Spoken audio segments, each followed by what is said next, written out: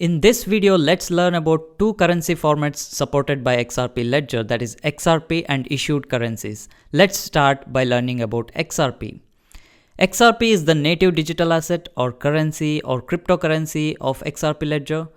All the activated accounts in the XRP Ledger can send XRP among one another without the need of a gateway or liquidity provider. But why we need to use XRP or XRP Ledger in general when compared to other cryptocurrencies? The transactions settle between 3 to 5 seconds, which is very fast and practical for day-to-day transactions. And the settlement cost is very low compared to other digital assets. And it can process 1500 transactions per second. Also, the XRP Ledger is designed to set the transaction costs dynamically based on the demand. That is, the more transaction or the more network congestion, the transaction fees increases. That is to protect against spamming of the ledger. And XRP Ledger is also environmentally sustainable because of the negligible energy consumption, because there is no mining basically. And there are some advanced features like escrow, payment channels, etc., which only supports XRP and not issued currencies, by the way. We will go through escrow, payment channels in detail in another video, but escrow in brief means programmatically locking up XRP until certain time or until certain condition is met. So the total supply of XRP is 100 billion, all 100 billion pre-mined. No new XRP can be created. And each time a transaction is made, small amount of XRP is destroyed or burnt as transaction fees. So XRP is slightly deflationary because transaction fees is very low, so it's slightly deflationary. And as I told you before, there is no mining of XRP. All 100 billion XRP are pre-mined. So if someone is selling you XRP mining rig or mining script, that's fake, okay? There is no XRP mining as such. But you might ask, what about the transaction fees? Well, transaction fees isn't paid to anybody. As I said you before, transaction fees is burnt. Unlike in Ethereum, the transaction fees might go to the miners, but that's not the case with XRP. And then, if there are 100 billion XRP, what is the smallest unit of XRP called? It's called a drop. So 1 XRP is represented as 1 million drops. So this is the smallest unit and it is called as 1 drop. This is important for developers because while making payment transactions, we will be specifying the amount of XRP in drops. Now let's look at brief history of XRP Ledger. The XRP Ledger was built over 2011 and early 2012 by Jed McCaleb, Arthur Brito and David Schwartz. In September of 2012, Jed and Arthur along with Chris Lawrenson formed Ripple. The company was called OpenCoin Inc. at the time and decided to gift 80 billion of XRP to Ripple in exchange for Ripple developing on the XRP Ledger. In 2017, the company placed 55 billion XRP in escrow. Now you already know what is an escrow in general. That is, escrow means programmatically locking up XRP until certain time or until certain condition is met. Okay. So in 2017, the company placed 55 billion XRP in escrow to ensure that the amount entering the general supply grows predictably for the foreseeable future. And we have observed it each month that the amount of XRP released from the escrow account is used for the development of XRP Ledger ecosystem, and most of it goes back to the escrow. Okay, that's the brief history of XRP Ledger. But there is an ongoing confusion between Ripple and XRP. That's because XRP Ledger was called Ripple previously. So exchanges and price aggregator sites still use Ripple in place of XRP. But to clarify things, Ripple is the company which is helping build the XRP Ledger ecosystem, and XRP is the native currency of XRP Ledger. Two different things altogether. XRP Ledger is totally decentralized and Ripple operates only 6 UNLs out of 37. So even if Ripple ceases to exist, XRP Ledger continues to operate.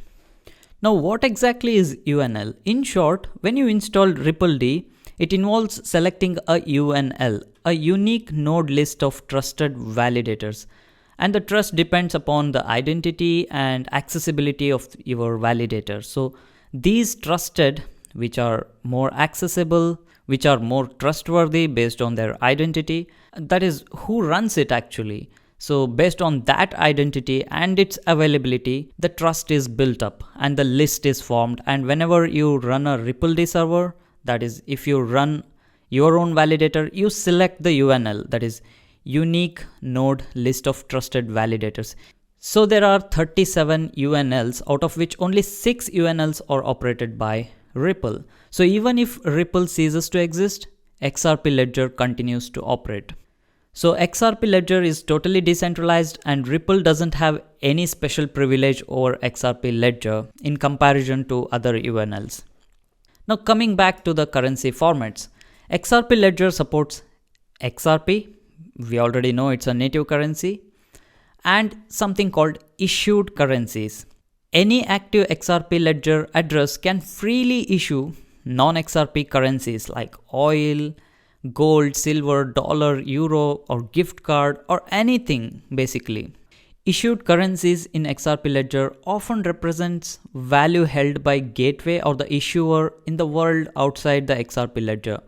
Imagine there is a financial institution which want to issue stable coins and its currency's code is XTP. So 1 XTP is equal to $1 and this issuer wants to issue 1000 XTP, which means it has to maintain a balance of $1000 in its bank account.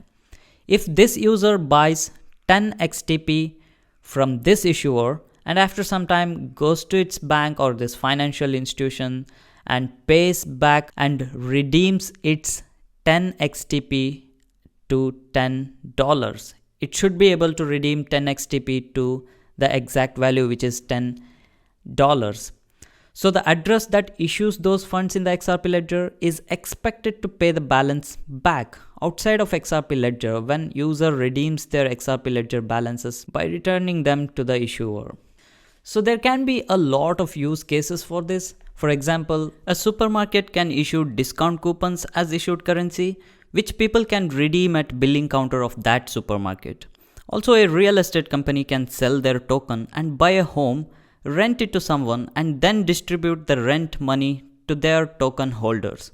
There can be any number of use cases, but make sure you only invest in those issued currencies which are issued by regulated entities who take KYC, AML stuffs seriously. Don't invest in anonymous issuers who may just default and the holdings you have may be worth nothing. Also note that there is a decentralized exchange built into XRP Ledger wherein you can exchange any issued currency to any issued currency or to XRP or XRP to issued currency. So now let's look at some of the differences between XRP and issued currencies. XRP has no issuer, but issued currencies always issued by XRP Ledger account. And XRP is specified as string and in drops most of the times. And issued currencies are specified as an object. That is, the object has the currency code, in this case XTP, the issuer information, and the value to be transferred. Okay, so it's an object and not a string. It can be traced in account root object, as we saw before. And this trust line can be traced in Ripple state object. No more XRP can be created. It can only be destroyed in the form of transaction fees. In case of issued currencies, it can be issued and redeemed freely. And XRP can't be frozen. The issuer can freeze the balances depending upon the regulations, etc. If somebody is not complying to the policies, that balance can be frozen. So whenever you buy some issued currencies, make sure you are buying from very authentic sources. While transferring XRP, there is no extra fees deducted by any third party. It only deducts the transaction fees.